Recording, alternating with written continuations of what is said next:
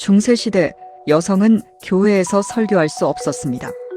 그런데 교황을 설득해 공개 설교에 나서고 황제에게도 조언했던 여인 힐데가르트 폰 빙엔을 아시나요?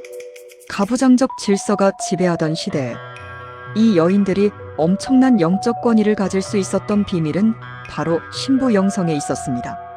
신부라는 말이 종속적 위치를 뜻할 것 같지만 사실은 여성이 영적 주체로 우뚝 설 수 있는 가장 강력한 무기였습니다. 1310년 파리 광장, 마르그리트 포레트는 화형대 앞에서도 저는 주님의 사랑을 배신할 수 없습니다라며 자신이 주님의 신부임을 철회하지 않았습니다. 또 다른 신비가 메이틸트는 평신도 여성이면서도 하나님을 향해 내 마음대로 할 것이라는 파격적인 선언을 합니다.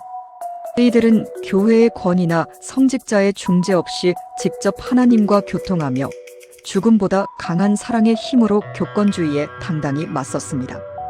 이 위대한 여성들의 영적 유산이 척박한 시대에 어떻게 살아남았을까요? 바로 여성과 남성의 특별한 페어 관계 덕분입니다. 여성이 하나님과 직접 교감하며 영적인 계시와 비전을 받는 내적 사명을 담당했다면 남성 수사들은 아들의 입장에서 그 영적 권위를 인정하고 보호하며 신학적으로 체계화하는 외적 사명을 담당했습니다. 힐데가르트와 볼마르, 메이틸트와 하일리이가 대표적입니다. 이는 영적 주도권이 온전히 여성에게 있었음을 명확히 증명합니다. 이 도도한 서양의 여성 영성은 태평양을 건너 1930년대 일제강점기 한반도에서 폭발합니다. 철산의 김성도는 신령한 기도를 통해 성서의 오랜 비밀이었던 타락의 뿌리를 직접 밝혀냈고, 평양의 허호비는 십자가에서 돌아가신 예수님의 깊은 한을 풀기 위해 죽는 순간까지 나는 예수님의 신부입니다 라는 고백을 지켰습니다.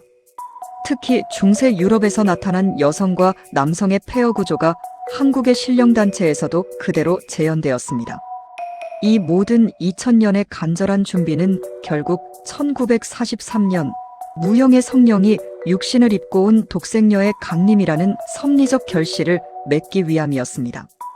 종속당하기를 거부하고 스스로 결단하여 인류 구원 역사의 중심에 선 여인들의 위대한 서사.